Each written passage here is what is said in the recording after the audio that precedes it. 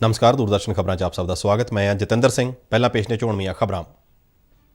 ਪ੍ਰਧਾਨ ਮੰਤਰੀ ਨਰਿੰਦਰ ਮੋਦੀ ਨੇ ਕਿਹਾ ਹੈ ਕਿ ਸਮੁੱਚੀ ਮਾਨਵਤਾ ਦੇ ਕਲਿਆਣ ਨੂੰ ਸਮਰਪਿਤ ਆਯੁਰਵੇਦ ਭਾਰਤ ਦੀ ਵਿਰਾਸਤ ਹੈ। ਪ੍ਰਧਾਨ ਮੰਤਰੀ ਨੇ ਆਯੁਰਵੇਦ ਦਿਵਸ ਮੌਕੇ 2 ਅਤਿ ਆਧੁਨਿਕ ਆਯੁਰਵੈਦਿਕ ਸੰਸਥਾਨਾਂ ਨੂੰ ਵੀਡੀਓ ਕਾਨਫਰੰਸਿੰਗ ਰਾਹੀਂ ਲੋਕਾਂ ਨੂੰ ਸਮਰਪਿਤ ਕੀਤਾ। ਬਿਹਾਰ ਵਿੱਚ ਐਨਡੀਏ ਦੇ ਨਵੇਂ ਚੁਣੇ ਗਏ ਵਿਧਾਨਕਾਰਾਂ ਦੀ 15 ਨਵੰਬਰ ਨੂੰ ਹੋਣ ਵਾਲੀ ਮੀਟਿੰਗ ਵਿੱਚ ਨਵੀਂ ਸਰਕਾਰ ਦੇ ਗਠਨ ਬਾਰੇ ਫੈਸਲਾ ਲਿਆ ਜਾਵੇਗਾ। ਵੰਦੇ ਭਾਰਤ ਮਿਸ਼ਨ ਤਹਿਤ ਵੱਖੋ ਵੱਖਰੇ ਗੇੜਾਂ ਦੌਰਾਨ ਹੁਣ ਤੱਕ 23,41,000 ਭਾਰਤੀਆਂ ਨੂੰ ਵਤਨ ਵਾਪਸ ਲਿਆਂਦਾ ਜਾ ਚੁੱਕਾ ਹੈ। ਉੱਤਰੀ ਕਸ਼ਮੀਰ ਵਿੱਚ ਵੱਖ-ਵੱਖ ਥਾਈਂ ਐਲਓਸੀ ਤੇ ਪਾਕਿਸਤਾਨ ਵੱਲੋਂ ਗੋਲੀਬੰਦੀ ਦੀ ਉਲੰਘਣਾ ਕਰਦਿਆਂ ਕੀਤੀ ਗਈ ਭਾਰੀ ਫਾਇਰਿੰਗ ਦੌਰਾਨ ਬੀਐਸਐਫ ਦੇ ਇੱਕ ਸਬ ਇੰਸਪੈਕਟਰ ਅਤੇ ਇੱਕ ਔਰਤ ਸਮੇਤ 5 ਵਿਅਕਤੀਆਂ ਦੀ ਮੌਤ। ਭਾਰਤੀ ਫੌਜ ਨੇ ਪਾਕਿਸਤਾਨ ਦੀ ਹਰਕਤ ਦਾ ਮੂੰਹ ਤੋੜ ਜਵਾਬ ਦਿੱਤਾ। ਜਵਾਬੀ ਫਾਇਰਿੰਗ ਵਿੱਚ ਭਾਰਤ ਨੇ ਪਾਕਿਸਤਾਨ ਦੇ ਕੋਈ 7 ਫੌਜੀਆਂ ਨੂੰ ਕੀਤਾ ਢੇਰ। ਕੁਪਵਾੜਾ ਜ਼ਿਲ੍ਹੇ ਦੇ ਤੰਗਧਾਰ ਸੈਕਟਰ ਵਿੱਚ ਭਾਰਤੀ ਫੌਜ ਨੇ ਪਾਕਿਸਤਾਨ ਵਾਲੇ ਪਾਸਿਓਂ ਘੁਸਪੈਠ ਦੀ ਕੋਸ਼ਿਸ਼ ਨੂੰ ਕੀਤਾ ਨਾਕਾਮ। ਭਾਰਤ ਵਿੱਚ ਕੋਵਿਡ ਮਹਾਮਾਰੀ ਤੋਂ ਠੀਕ ਹੋਣ ਦੀ ਦਰ ਕਰੀਬ 93% ਹੋਈ। ਪਿਛਲੇ 24 ਘੰਟਿਆਂ ਵਿੱਚ 49,000 ਤੋਂ ਵੱਧ ਕੋਰੋਨਾ ਮਰੀਜ਼ ਠੀਕ ਹੋਏ। ਬੀਤੇ ਦਿਨ 44,874 ਨਵੇਂ ਕੋਰੋਨਾ ਮਾਮਲੇ ਸਾਹਮਣੇ ਆਏ। ਸ਼੍ਰੀ ਰਾਮ ਦੀ ਜਨਮ ਭੂਮੀ ਅਯੁੱਧਿਆ ਨਗਰੀ ਨੇ ਅੱਜ ਦੀਪ ਉਤਸਵ ਦੌਰਾਨ सरयू दरिया कंढे 5,51,000 दीवे बाल के अपना ही रिकॉर्ड तोड़िया।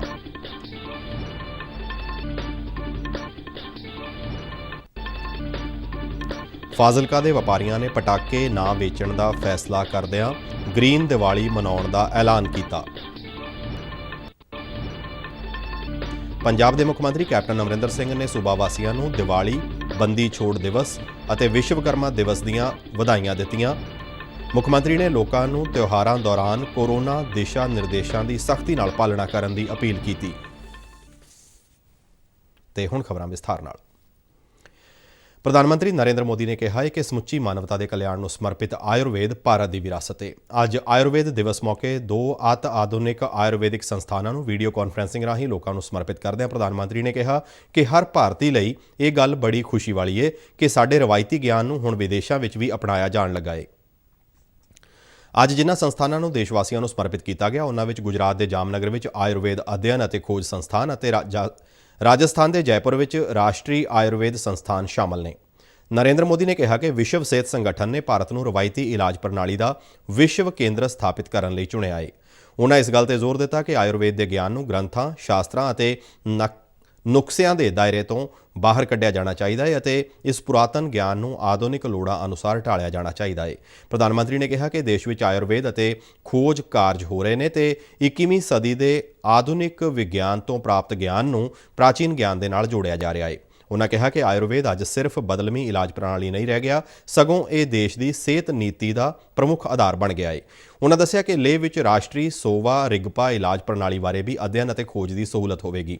ਦੋਵੇਂ ਆਯੁਰਵੈਦਿਕ ਸੰਸਥਾਨਾਂ ਦਾ ਦਰਜਾ ਵਧਾਏ ਜਾਣ ਤੇ ਉਹਨਾਂ ਨੂੰ ਸ਼ੁਭਕਾਮਨਾਵਾਂ ਦਿੰਦਿਆਂ ਪ੍ਰਧਾਨ ਮੰਤਰੀ ਨੇ ਕਿਹਾ ਕਿ ਹੁਣ ਉਹਨਾਂ ਤੇ ਹੋਰ ਵਧੇਰੇ ਜ਼ਿੰਮੇਵਾਰੀ ਆ ਗਈ ਹੈ। ਪ੍ਰਧਾਨ ਮੰਤਰੀ ਨੇ ਆਸ ਜਤਾਈ ਕਿ ਇਹ ਸੰਸਥਾਨ ਅੰਤਰਰਾਸ਼ਟਰੀ ਮਾਨਦੰਡਾਂ ਅਨੁਸਾਰ ਆਯੁਰਵੇਦ ਦਾ ਪਾਠਕ੍ਰਮ ਤਿਆਰ ਕਰਨਗੇ। ਉਹਨਾਂ ਸਿੱਖਿਆ ਮੰਤਰਾਲਾ ਤੇ ਯੂਨੀਵਰਸਿਟੀ ਗ੍ਰਾਂਟਸ ਕਮਿਸ਼ਨ ਨੂੰ ਵੀ ਅਪੀਲ ਕੀਤੀ ਕਿ ਉਹ ਆਯੁਰਵੇਦ ਭੌਤਿਕੀ ਅਤੇ ਆਯੁਰਵੇਦ ਰਸਾਇਣ ਸ਼ਾਸਤਰ ਵਰਗੀਆਂ ਸ਼ਾਖਾਵਾਂ ਵਿੱਚ ਵੀ ਸਿੱਖਿਆ ਅਤੇ ਸਿਖਲਾਈ ਦੀਆਂ ਸੰਭਾਵਨਾਵਾਂ ਦਾ ਪਤਾ ਲਗਾਉਣ। ਪ੍ਰਧਾਨ ਮੰਤਰੀ ਨੇ ਕਿਹਾ ਕਿ ਕੋਰੋਨਾ ਦੇ ਪ੍ਰਕੋਪ ਦੌਰਾਨ ਆਯੁਰਵੇਦ ਦਵਾਈਆਂ ਅਤੇ ਉਤਪਾਦਾਂ ਦੀ ਮੰਗ ਦੁਨੀਆ ਭਰ ਵਿੱਚ ਤੇਜ਼ੀ ਨਾਲ ਵਧੀ ਹੈ। ਉਹਨਾਂ ਕਿਹਾ ਕਿ ਆਯੁਰਵੇਦ ਉਤਪਾਦਾਂ ਦੀ ਬਰਾਮਦ ਇਸ ਸਾਲ ਸਤੰਬਰ ਵਿੱਚ ਪਿਛਲੇ ਸਾਲ ਦੇ ਇਸੇ ਸਮੇਂ ਦੇ ਮੁਕਾਬਲੇ 45% ਵਧੀ ਹੈ। ਨਰਿੰਦਰ ਮੋਦੀ ਨੇ ਕਿਹਾ ਕਿ ਹਲਦੀ ਅਤੇ ਅਦਰਕ ਵਰਗੀਆਂ ਚੀਜ਼ਾਂ ਦੀ ਬਰਾਮਦ ਬਹੁਤ ਵਧੀ ਹੈ ਕਿਉਂਕਿ ਇਹਨਾਂ ਨੂੰ ਰੋਗਾਂ ਨਾਲ ਲੜਨ ਦੀ ਸਮਰੱਥਾ ਵਧਾਉਣ ਵਾਲਾ ਮੰਨਿਆ ਜਾਂਦਾ ਹੈ। ਇਸ ਤੋਂ ਇਹ ਸਾਬਿਤ ਹੋ ਜਾਂਦਾ ਹੈ ਕਿ ਦੁਨੀਆ ਭਰ ਵਿੱਚ ਆਯੁਰਵੇਦ ਇਲਾਜ ਅਤੇ ਭਾਰਤੀ ਜੜੀ ਬੂਟੀਆਂ ਵਿੱਚ ਲੋਕਾਂ ਦਾ ਭਰੋਸਾ ਵਧਿਆ ਹੈ। धन्वंतरी जी ने आरोग्य के देवता माने जाते हैं और आयुर्वेद की रचना भी उनके आशीर्वाद से हुई है। आज के इस पावन दिन आयुर्वेद दिवस पर भगवान धन्वंतरी से पूरी मानवजात की प्रार्थना है कि वो भारत समेत पूरी दुनिया को आरोग्य का आशीष दें। साथियों, आयुर्वेद भारत की एक विरासत है जिसके विस्तार में पूरी मानवता की भलाई है।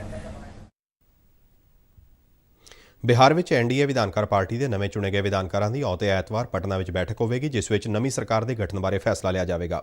ਅੱਜ ਪਟਨਾ ਵਿੱਚ ਰਾਸ਼ਟਰੀ ਲੋਕਤੰਤਰੀ ਗੱਠਜੋੜ ਦੀਆਂ ਚਾਰੋਂ ਸਹਿਯੋਗੀ ਪਾਰਟੀਆਂ ਦੇ ਨੇਤਾਵਾਂ ਦੀ ਮੀਟਿੰਗ ਤੋਂ ਬਾਅਦ ਨਿਤੀਸ਼ ਕੁਮਾਰ ਨੇ ਇਹ ਐਲਾਨ ਕੀਤਾ। ਨਿਤੀਸ਼ ਕੁਮਾਰ ਨੇ ਕਿਹਾ ਕਿ ਐਨਡੀਏ ਦੇ ਨਵੇਂ ਚੁਣੇ ਗਏ ਵਿਧਾਨਕਾਰ 15 ਨਵੰਬਰ ਨੂੰ ਨਵੀਂ ਸਰਕਾਰ ਦੇ ਗਠਨ ਬਾਰੇ ਰਸਮੀ ਤੌਰ ਤੇ ਫੈਸਲਾ ਲੈਣਗੇ। ਉਨ੍ਹਾਂ ਕਿਹਾ ਕਿ ਸੂਬਾ ਮੰਤਰੀ ਮੰਡਲ ਦੀ ਅੰਤਿਮ ਮੀਟਿੰਗ ਅੱਜ ਆਯੋਜਿਤ ਕੀਤੀ ਜਾਵੇਗੀ, ਜਿਸ ਵਿੱਚ ਵਿਧਾਨ ਸਭਾ ਭੰਗ ਕਰਨ ਦੀ ਸਿਫਾਰਿਸ਼ ਕੀਤੀ ਜਾਵੇਗੀ। ਅੱਜ ਮੁੱਖ ਮੰਤਰੀ ਨਿਤੀਸ਼ ਕੁਮਾਰ ਦੀ ਸਰਕਾਰੀ ਰਿਹਾਇਸ਼ ਤੇ ਹੋਈ ਐਨਡੀਏ ਦੀ ਪਹਿਲੀ ਮੀਟਿੰਗ ਵਿੱਚ ਚਾਰੋਂ ਸਹਿਯੋਗੀ ਪਾਰਟੀਆਂ ਜਨਤਾ ਦਲ ਯੂਨਾਈਟਿਡ, ਭਾਰਤੀ ਜਨਤਾ ਪਾਰਟੀ, ਹਿੰਦੁਸਤਾਨੀ ਆਵਾਮ ਮੋਰਚਾ ਤੇ ਵਿਕਾਸਸ਼ੀਲ ਇਨਸਾਨ ਪਾਰਟੀ ਦੇ ਨੇਤਾ ਸ਼ਾਮਲ ਹੋਏ। ਭਾਰਤੀ ਜਨਤਾ ਪਾਰਟੀ ਦੀ ਸੂਬਾਈ ਇਕਾਈ ਦੇ ਮੁਖੀ ਸੰਜੇ ਜੈਸਵਾਲ, ਕੇਂਦਰੀ ਮੰਤਰੀ ਨਿਤਿਆਨੰਦ ਰਾਏ ਅਤੇ ਸੀਨੀਅਰ ਭਾਜਪਾ ਆਗੂ ਸੁਸ਼ੀਲ ਕੁਮਾਰ ਮੋਦੀ ਨੇ ਵੀ ਇਸ ਬੈਠਕ ਵਿੱਚ ਸ਼ਿਰਕਤ ਕੀਤੀ। ਇਹਨਾਂ ਤੋਂ ਇਲਾਵਾ ਜਨਤਾ ਦਲ ਯੂਨਾਈਟਿਡ ਦੇ ਸੀਨੀਅਰ ਨੇਤਾ ਆਰਸੀਪੀ ਸਿੰਘ ਅਤੇ ਵਿਜੇ ਕੁਮਾਰ ਚੌਧਰੀ, ਹਿੰਦੁਸਤਾਨੀ ਆਵਾਮ ਮੋਰਚਾ ਦੇ ਪ੍ਰਧਾਨ ਜਿਤਨ ਰਾਮ ਮਾਂਝੀ ਅਤੇ ਵਿਕਾਸਸ਼ੀਲ ਇਨਸਾਨ ਪਾਰਟੀ ਦੇ ਮੁਖੀ ਮੁਕੇਸ਼ ਸਾਨੀ ਵੀ ਬੈਠਕ ਵਿੱਚ ਮੌਜੂਦ ਸਨ। ਇਸ ਤੋਂ ਪਹਿਲਾਂ ਜਨਤਾ ਦਲ ਯੂਨਾਈਟਿਡ ਦੇ ਮੁਖੀ ਨਿਤੀਸ਼ ਕੁਮਾਰ ਨੇ ਕਿਹਾ ਸੀ ਕਿ ਮੀਟਿੰਗ ਵਿੱਚ ਸਰਕਾਰ ਦੇ ਗਠਨ ਨਾਲ ਸੰਬੰਧਿਤ ਹਰ ਪਹਿਲੂ ਤੇ ਚਰਚਾ ਕੀਤੀ ਜਾਵੇਗੀ। ਉਨ੍ਹਾਂ ਇਹ ਵੀ ਕਿਹਾ ਸੀ ਕਿ ਜਨਤਾ ਨੇ ਐਨਡੀਏ ਦੇ ਹੱਕ ਵਿੱਚ ਫੈਸਲਾ ਦਿੱਤਾ ਹੈ ਅਤੇ ਉਹ ਹੀ ਸੂਬੇ ਵਿੱਚ ਨਵੀਂ ਸਰਕਾਰ ਦਾ ਗਠਨ ਕਰੇਗਾ। ਇਸੇ ਦੌਰਾਨ ਇੱਕ ਆਜ਼ਾਦ ਵਿਧਾਇਕ ਸੁਮਿਤ ਸਿੰਘ ਨੇ ਐਨਡੀਏ ਨੂੰ ਸਮਰਥਨ ਦੇਣ ਦਾ ਐਲਾਨ ਕੀਤਾ ਹੈ। ਉਹਨਾਂ ਨੇ ਨਿਤੀਸ਼ ਕੁਮਾਰ ਨਾਲ ਮੁਲਾਕਾਤ ਤੋਂ ਬਾਅਦ ਇਹ ਫੈਸਲਾ ਕੀਤਾ।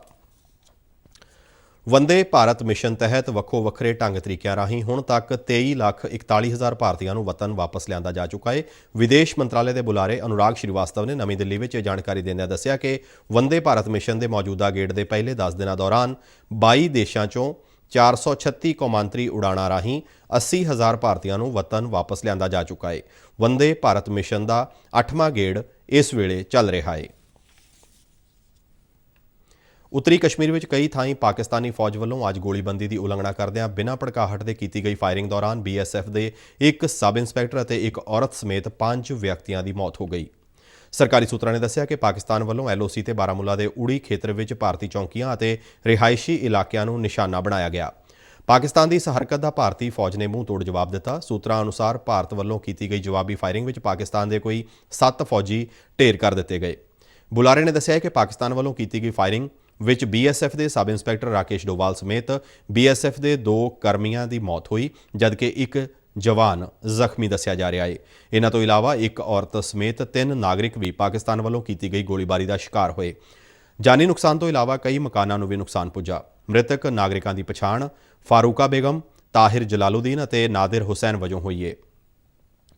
ਸੂਤਰਾਂ ਨੇ ਇਹ ਵੀ ਦੱਸਿਆ ਕਿ ਪਾਕਿਸਤਾਨੀ ਫੌਜ ਨੇ ਗੁਰੇਜ਼ ਸੈਕਟਰ ਦੇ ਬਾਂਦੀਪੋਰਾ ਇਲਾਕੇ ਵਿੱਚ ਵੀ ਗੋਲੀਬੰਦੀ ਦੀ ਉਲੰਘਣਾ ਕੀਤੀ, ਜਿਸ ਮਗਰੋਂ ਇਸਮਰਗ ਅਤੇ ਬਗਤੌਰ ਖੇਤਰਾਂ ਵਿੱਚ ਰਹਿੰਦੇ ਲੋਕਾਂ ਵਿੱਚ ਘਬਰਾਹਟ ਪੈਦਾ ਹੋ ਗਈ ਹੈ। ਇਹ ਇਲਾਕਾ 3 ਤਰਫੋਂ ਪਾਕਿਸਤਾਨ ਦੇ ਕਬਜ਼ੇ ਵਾਲੇ ਕਸ਼ਮੀਰ ਨਾਲ ਘਿਰਿਆ ਹੋਇਆ ਹੈ। ਸੂਤਰਾਂ ਨੇ ਇਹ ਵੀ ਦੱਸਿਆ ਕਿ ਬਗਤੌਰ ਵਿੱਚ ਪਾਕਿਸਤਾਨੀ ਫੌਜ ਵੱਲੋਂ ਦਾਗੇ ਗਏ ਮੋਰਟਾਰ ਦੇ ਗੋਲਿਆਂ ਕਾਰਨ 2 ਬਾਲੜੀਆਂ ਸਮੇਤ 5 ਵਿਅਕਤੀ ਜ਼ਖਮੀ ਹੋਏ। ਉਧਰ ਕੁਪਵਾੜਾ ਜ਼ਿਲ੍ਹੇ ਦੇ ਤੰਗਧਾਰ ਸੈਕਟਰ ਵਿੱਚ ਵੀ ਪਾਕਿਸਤਾਨ ਵੱਲੋਂ ਬਿਨਾਂ ਭੜਕਾਹਟ ਦੇ ਭਾਰੀ ਫਾਇਰਿੰਗ ਕੀਤੀ ਗਈ। ਇੱਕ ਰੱਖਿਆ ਬੁਲਾਰੇ ਨੇ ਦੱਸਿਆ ਹੈ ਕਿ ਸਾਡੀਆਂ ਚੌਕਸ ਫੌਜਾਂ ਨੇ ਕੇਰਨ ਸੈਕਟਰ ਵਿੱਚ ਐਲਓਸੀ ਦੇ ਨਾਲ ਅੱਤਵਾਦੀਆਂ ਨੂੰ ਘੁਸਪੈਠ ਕਰਾਉਣ ਦੀ ਪਾਕਿਸਤਾਨ ਦੀ ਕੋਸ਼ਿਸ਼ ਨੂੰ ਨਾਕਾਮ ਕਰ ਦਿੱਤਾ ਗਿਆ। ਬੁਲਾਰੇ ਨੇ ਦੱਸਿਆ ਕਿ ਅੱਤਵਾਦੀਆਂ ਨੂੰ ਘੁਸਪੈਠ ਕਰਾਉਣ ਲਈ ਹੀ ਪਾਕਿਸਤਾਨ ਵਾਲੇ ਪਾਸਿਓਂ ਫਾਇਰਿੰਗ ਕੀਤੀ ਜਾਂਦੀ ਹੈ, ਪਰ ਸਾਡੀਆਂ ਫੌਜਾਂ ਘੁਸਪੈਠ ਦੀ ਕੋਸ਼ਿਸ਼ ਨੂੰ ਨਾਕਾਮ ਕਰਦਿਆਂ ਪਾਕਿਸਤਾਨ ਨੂੰ ਮੂੰਹ ਤੋੜ ਜਵਾਬ ਦਿੰਦੀਆਂ ਰਹੀਆਂ ਨੇ। ਪਾਕਿਸਤਾਨ ਵੱਲੋਂ ਕੁਪਵਾੜਾ ਜ਼ਿਲ੍ਹੇ ਵਿੱਚ ਗੋਲੀਬੰਦੀ ਦੀ ਉਲੰਘਣਾ ਕੁਝ ਦਿਨਾਂ ਮਗਰੋਂ ਦੁਬਾਰਾ ਕੀਤੀ ਗਈ ਹੈ। ਇਸ ਤੋਂ ਪਹਿਲਾਂ 8 ਨਵੰਬਰ ਨੂੰ ਮਾਛਿਲ ਸੈਕਟਰ ਵਿੱਚ ਵੀ ਅੱਤਵਾਦੀਆਂ ਨੂੰ ਘੁਸਪੈਠ ਕਰਾਉਣ ਸਮੇਂ ਪਾਕਿਸਤਾਨ ਵਾਲੇ ਪਾਸਿਓਂ ਫਾਇਰਿੰਗ ਕੀਤੀ ਗਈ ਸੀ, ਜਿਸ ਮਗਰੋਂ ਹੋਏ ਮੁਕਾਬਲੇ ਦੌਰਾਨ ਬੀਐਸਐਫ ਦਾ ਇੱਕ ਕਾਂਸਟੇਬਲ, ਇੱਕ ਫੌਜੀ ਅਧਿਕਾਰੀ ਅਤੇ 2 ਹੋਰ ਸੈਨਿਕ ਸ਼ਹੀਦ ਹੋ ਗਏ ਸਨ। ਇਸ ਦੌਰਾਨ 3 ਅੱਤਵਾਦੀਆਂ ਨੂੰ ਢੇਰ ਕਰ ਦਿੱਤਾ ਗਿਆ ਸੀ। ਬੀਐਸਐਫ ਵੱਲੋਂ ਅੱਜ ਫਿਰੋਜ਼ਪੁਰ ਸੈਕਟਰ ਵਿੱਚ 1 ਕਿਲੋ 620 ਗ੍ਰਾਮ ਹੈਰੋਇਨ ਬਰਾਮਦ ਕੀਤੀ ਗਈ। ਜਲੰਧਰ ਸਥਿਤ ਪੰਜਾਬ ਫਰੰਟੀਅਰ ਬੀਐਸਐਫ ਦੇ ਹੈੱਡਕੁਆਟਰ ਵੱਲੋਂ ਜਾਰੀ ਇੱਕ ਪ੍ਰੈਸ ਰਿਲੀਜ਼ ਵਿੱਚ ਕਿਹਾ ਗਿਆ ਹੈ ਕਿ ਬੀਐਸਐਫ ਦੀ 14ਵੀਂ ਬਟਾਲੀਅਨ ਦੇ ਜਵਾਨਾਂ ਨੇ ਫਿਰੋਜ਼ਪੁਰ ਸੈਕਟਰ ਹੇਠ ਪੈਂਦੇ ਖੇਤਰ ਵਿੱਚੋਂ 4 ਪਲਾਸਟਿਕ ਦੀਆਂ ਬੋਤਲਾਂ ਵਿੱਚ ਭਰੀ ਹੈਰੋਇਨ ਬਰਾਮਦ ਕੀਤੀ, ਜਿਸ ਦਾ ਵਜ਼ਨ ਕੋਈ 1 ਕਿਲੋ 620 ਗ੍ਰਾਮ ਦੱਸਿਆ ਜਾ ਰਿਹਾ ਹੈ। ਬੀਐਸਐਫ ਦਾ ਕਹਿਣਾ ਹੈ ਕਿ ਜਵਾਨਾਂ ਦੀ ਚੌਕਸੀ ਕਾਰਨ ਰਾਸ਼ਟਰ ਵਿਰੋਧੀ ਅਨਸਰਾਂ ਵੱਲੋਂ ਭਾਰਤ ਵਿੱਚ ਪਾਬੰਦੀਸ਼ੁਦਾ ਨਸ਼ੀਲੇ ਪਦਾਰਥਾਂ ਦੀ ਤਸਕਰੀ ਰੋਕਣ ਵਿੱਚ ਮਦਦ ਮਿਲ ਰਹੀ ਹੈ। ਭਾਰਤ ਵਿੱਚ ਕੋਵਿਡ ਮਹਾਮਾਰੀ ਤੋਂ ਠੀਕ ਹੋਣ ਦੀ ਦਰ ਕਰੀਬ 93% ਹੋ ਗਈ ਹੈ। ਪਿਛਲੇ 24 ਘੰਟਿਆਂ ਵਿੱਚ 49,000 ਤੋਂ ਵੱਧ ਕੋਰੋਨਾ ਮਰੀਜ਼ ਠੀਕ ਹੋਏ। ਸਿਹਤ ਮੰਤਰਾਲਾ ਅਨੁਸਾਰ ਹੁਣ ਤੱਕ ਦੇਸ਼ ਵਿੱਚ 81,15,000 ਤੋਂ ਵੱਧ ਕੋਰੋਨਾ ਮਰੀਜ਼ ਠੀਕ ਹੋ ਚੁੱਕੇ ਨੇ। ਕੋਵਿਡ-19 ਦੀ ਪੁਸ਼ਟੀ ਵਾਲੇ ਮਾਮਲਿਆਂ ਵਿੱਚੋਂ ਸਿਰਫ 5.55% ਹੀ ਇਸ ਸਮੇਂ ਬਿਮਾਰ ਨੇ। ਇਸ ਵੇਲੇ ਦੇਸ਼ ਵਿੱਚ ਮਹਾਮਾਰੀ ਦੇ ਐਕਟਿਵ ਮਰੀਜ਼ਾਂ ਦੀ ਕੁੱਲ ਸੰਖਿਆ 4,84,000 ਹੈ। बीते 24 घंटिया दौरान 44,874 नवे कोरोना मामले सामने आए, जिस मगरों देश में कोरोना की पुष्टि वाले लोगों की कुल संख्या 87 ਲੱਖ तो वध हो गई है। सेहत मंत्रालय ने कहा है कि टैसटिंग, निगरानी और इलाज की रणनीति से कारगर ढंग नाल अमल नाल ठीक होने वाले मरीजों की संख्या वधी है, जबकि मौत दर में कमी आई है। इस समय भारत में कोविड महामारी की मौत दर 1.47% है, जो दुनिया में महामारी की सब तो घट दरां विचों एक है। बीते 24 घंटिया दौरान कोरोना कारण 547 लोगों की मौत हुई, जिस मगरों देश में कोरोना कारण मरन वाले लोगों की संख्या 1,28,668 हो गई है। भलके दीवियां का त्यौहार दिवाली मनाया जा रहा है। इस बार कोविड-19 के बावजूद दिवाली लई लोकां विच भरपूर उत्साह देखण नूं मिल रहा है। अदालत के हुक्मां तो बाद ਵੱਖ-ਵੱਖ सूबिਆਂ ਵਿੱਚ पटाके वेचण, खरीदण ਅਤੇ ਚਲਾਉਣ ਤੇ कई तरह ਦੀਆਂ पाबंदियां लगाईਆਂ गईਆਂ ਨੇ, पर दिवाली ਦੀਆਂ ਰੌਣਕਾਂ ਵਿੱਚ कोई कमी नहीं होवेगी। अयोध्या ਵਿੱਚ इस समय महादीप उत्सव मनाया जा रहा है, जिस ਦੀਆਂ ਤਿਆਰੀਆਂ कई दिन ਪਹਿਲਾਂ ਤੋਂ शुरू हो गईਆਂ सन। सुप्रीम कोर्ट के फैसले तो बाद अयोध्या ਵਿੱਚ राम मंदिर की उसारी शुरू हुई, जिस करके इस बार अयोध्या की दिवाली लोगों वास्ते खास महत्व रखती है। उत्तर प्रदेश के मुख्यमंत्री योगी आदित्यनाथ इस बार दीप उत्सव ਵਿੱਚ शिरकत कर रहे हैं। दूरदर्शन ਵੱਲੋਂ अयोध्या तो दीप उत्सव का सीधा प्रसारण किया जा रहा है। पुरातन धार्मिक शहर ਅਤੇ श्री राम की जन्म भूमि अयोध्या नगरी ਵਿੱਚ इस बार सरयू दरिया कंढे 5,51,000 दीवे बाल के अपना ही रिकॉर्ड तोड़िया गया।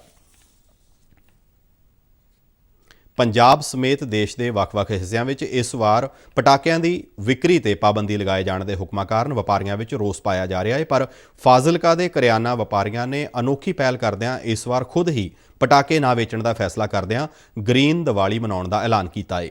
उन्हों का कहना है कि उन्होंने कमाई नहीं सगों शुद्ध वातावरण चाहिए है। ਵਪਾਰੀਆਂ का यह फैसला समुचे समाज ਲਈ एक चंगा सुनेहा है। ਵਪਾਰੀਆਂ ने खुद पटाकिਆਂ का बाईकाट कर दिता है। उन्हों का कहना है कि कोरोना कारण पहलों ही हालात बिगड़े हुए हैं, जिस कारण हुण वातावरण प्रदूषित नहीं करना चाहिए।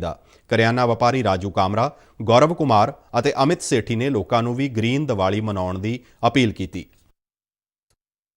तो इस बार हमने पटाखों की कमाई को प्रेफरेंस ना देते हुए वातावरण की कमाई का सोचा है, और जैसे एक सपना देखा है। तो हम सब जानते हैं कि it's never too late to follow your dreams.